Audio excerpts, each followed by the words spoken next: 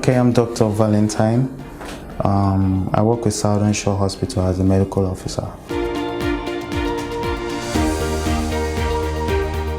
So, coronary artery is one of the arteries that supply the heart itself. So basically, they send oxygen and nutrient to the heart. So when you have a problem with the vessels that send blood to the heart, it's called a coronary heart disease.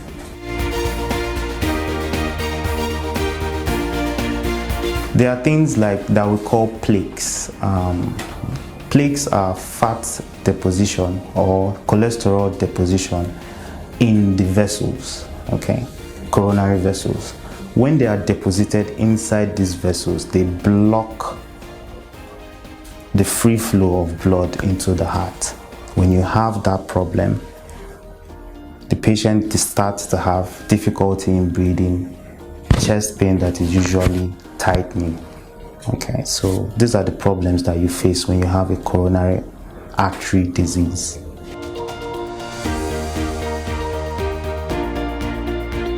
There's no confusion. Nicotine is bad for your health. It affects the heart. If you smoke and it has nicotine in it, what it does is it constricts the vessel, it narrows it. So the vessels that supply blood to the heart narrows when you take nicotine a lot. So it prevents blood from getting to the heart. The heart will be lack of blood and then causes problems, a coronary artery disease. So cigarettes contain nicotine.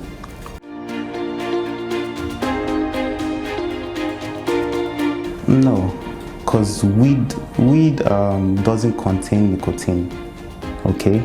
So it's completely different. We are talking about nicotine here. Nicotine narrows the vessels.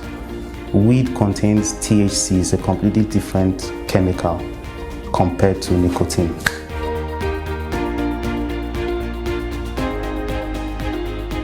Age, smoking, alcohol, genetic predisposition too as well, lack of exercising too as well, and poor diet. So a diet that contains high level of salt, cholesterol or fat, all this can contribute, or all these are risk factors to developing a coronary artery disease.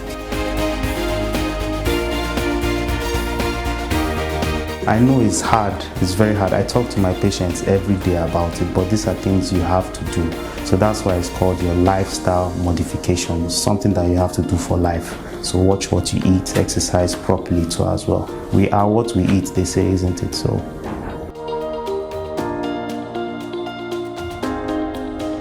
like I said earlier, it will be very important for you to reduce your salt intake, because salt is one of the major contributors to having hypertension, which is increased blood pressure. Apart from that, cholesterol too as well is also known to cause coronary artery disease. So if you can do away with things that contain a high level of cholesterol, like your burgers, your pizzas, then you can prevent coronary artery disease on the long run.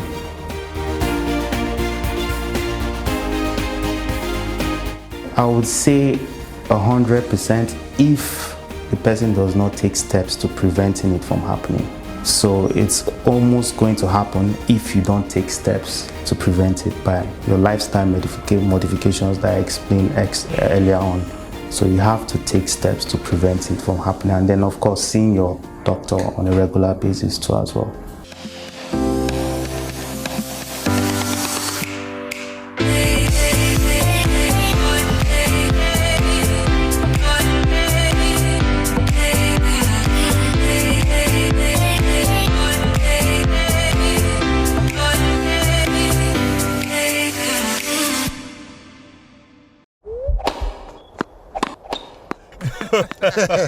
Oh boy, winning you was so easy. I just couldn't stand those your powerful shots. That's what happened. Really? Let's go to my place for dinner. This fufu is so nice. It's through unripe plantain flour. True unripe plantain flour is delicious. Yes, true unripe plantain flour is what I serve my husband for swallows. It's easy to prepare, fortified with vitamin A, low in sugar and cholesterol, rich in fiber that helps the heart, builds and strengthens the bone, and his energy level is boosted. Through unripe plantain flour, no additives, 100% natural, a product of Pali Agro Products Nigeria. Through unripe plantain flour, available in all leading stores nationwide. I'm Dr. Dosumu Jibril. I'm the medical director of Southern Shore Hospital. So, stroke is basically loss of blood supply to a part of the brain. That's basically the layman's term. However, stroke on its own, that term is divided into two categories of diseases which are totally different from each other. We have what we call the ischemic stroke. And what happens with ischemic stroke is that there's basically a blockage in the blood vessel going to a particular part of the brain, and when that happens, whatever part of the body which is controlled by that part of the brain is affected. We have what we call hemorrhagic stroke. Hemorrhagic stroke is when a blood vessel, the blood vessel in the brain basically ruptures, causing leakage of blood into the cranial cavity, into the brain itself. So there are two different diseases, and management of these two conditions are totally separate from each other. So basically, for hemorrhagic stroke, first thing to do when the patient comes in and you perceive that the person has a stroke, if possible, before doing any other thing, is to do something we call a CT scan of the brain or an MRI of the brain. And that will give us a picture of which kind of stroke you're looking at and how to manage it.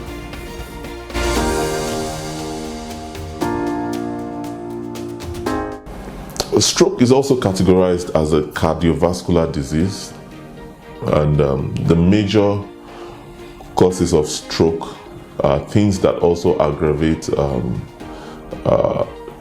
heart attacks, amongst others. Hypertension is one of the major causes of stroke. Hypercholesterolemia or dyslipidemia, when you have a high cholesterol level, is also a major cause of stroke. Atherosclerosis is a major cause of stroke. And also trauma to the head can be a cause of stroke.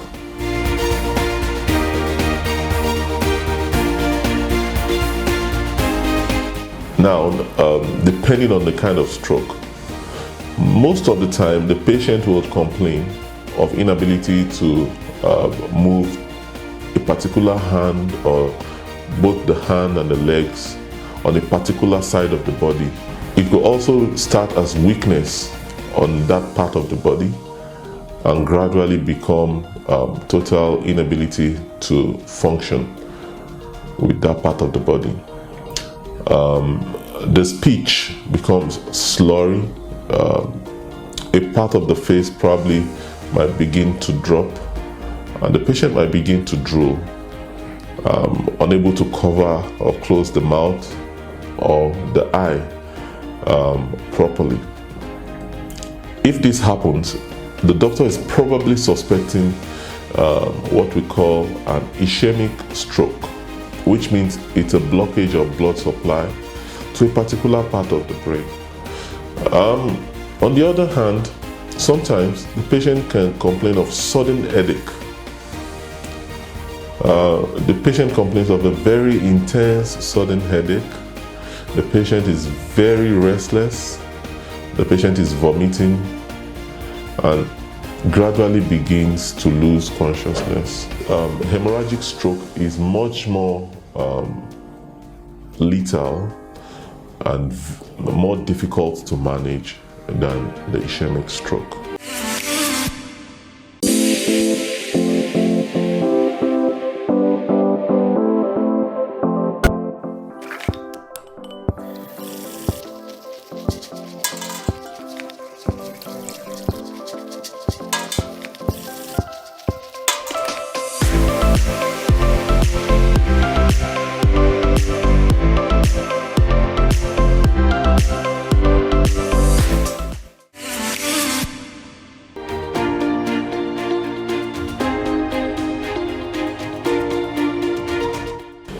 So in terms of the ischemic stroke, which is basically occlusion of blood supply to a particular part of the brain,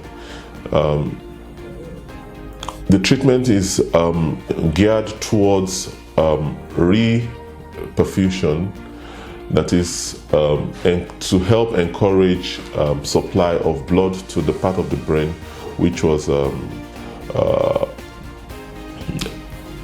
was losing its supply.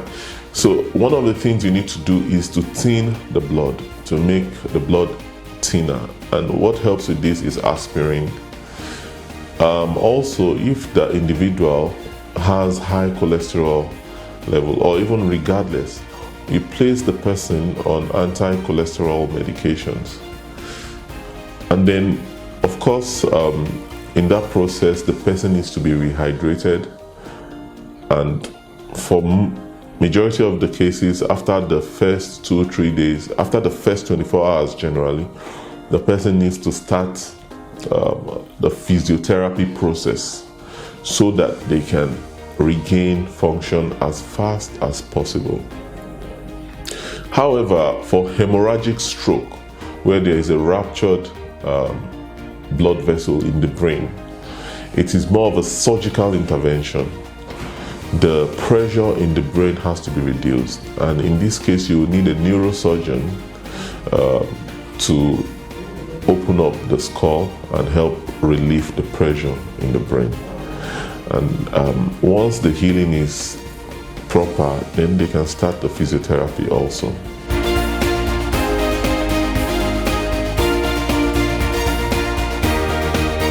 Any patient who is hypertensive, any patient who is diabetic, any patient who is dyslipidemic, who has high cholesterol level, anybody who is always involved in stressful conditions, people who have had injuries to the head, trauma to the head, these are people that could be at risk of developing a stroke.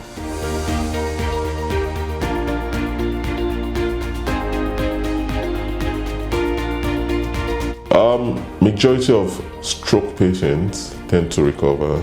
A huge chunk of them tend to recover if they start the physiotherapy process early enough. The most important part of recovery in stroke, especially ischemic stroke, is physiotherapy. In fact, the most important part of recovery in any kind of brain injury is physiotherapy. So once they start the physiotherapy process early enough, they tend to recover, and majority of the patients tend to recover. Now, if you're looking at hemorrhagic stroke, the most important part of this whole condition is the period between the onset of the stroke and relieving the pressure on the brain. If this takes a long time, then the outcome doesn't look good. But if the person is lucky enough to have access to proper neurology and neurosurgical care, they tend to do very well once they also have access to physiotherapy. You go enter enter market, just make you go buy fresh palm fruits. When you reach house, you go wash, you go pound, your body go dey pain you, even your fingernails go dey pain you. But make una no worry, make una relax. I get good news for una. Una don hear of Banga fresh palm fruit extract. All you need to do na make you go for the up, open am. Take the amount wey you want, put am for your pot. Which soup you wan make? Shey na egusi, shey na ogbono, shey na vegetable, shey na banga. My sister no waste time again, my brother no waste time again. Just go buy Banga fresh palm fruit extract. They go know say you sabi cook and you be better cook. Banga, make your food yummy yum. Distributors needed nationwide. Phone number 081 63 974447. 08035644436 07066638213. Banga fresh palm fruit extract. Swift Dry Cleaners Limited, professional dry cleaners, best in dry cleaning and laundry services that meets the needs of our consumers. Yeah, Swift Dry Cleaners Limited. Swift Dry Cleaners Limited. Swift Dry Cleaners Limited. Swift Dry Cleaners Limited. Yeah, for clean wash and quick delivery. Yeah, Swift Dry Cleaners Limited. Swift Dry Cleaners Limited. Swift Dry Cleaners Limited. For clean wash and quick delivery. Swift Dry Cleaners. Clean wash, quick delivery.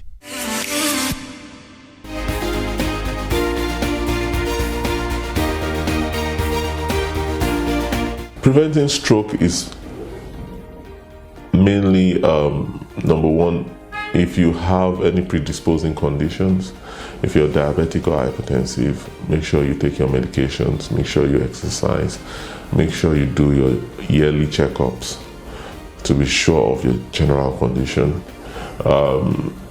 Try to avoid stress, and also if you're an athlete or if you're involved in a very active lifestyle, try to avoid trauma to your head and yeah, in general.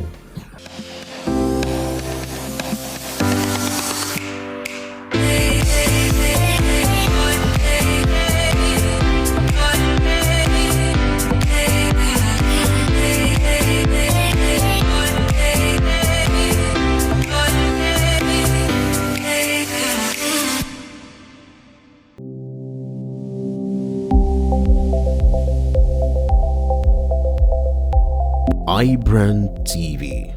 Business first.